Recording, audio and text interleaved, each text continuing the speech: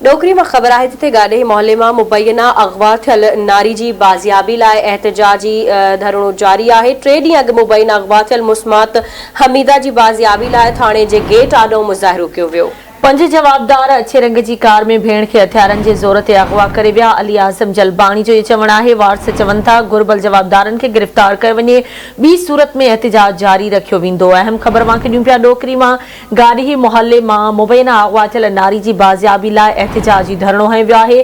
3 ॾींहं अॻु मुबैना अगवा थियल मुस्मात हमीदा जी बाजियाबी लाइ थाणे जी गेट आॾो एहतजाजी मुज़ाहिरो कयो वियो।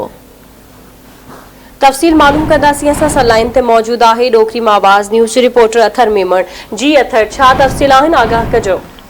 जी बिल्कुल, डोकरी शहर के गाड़ी महल में 3 ॾींहं अॻु मुबीना तौर अगवा थी वियल 18 साल जी नारी मुस्मियात अमीदा दी मोहम्मद पुनल जी बाजियाबी लाइ वारसन जो डोकरी थाने जी मेन गेट अॻियां एहतजाजी पुलिस खिलाफ सख्त नारेबाज़ी कई।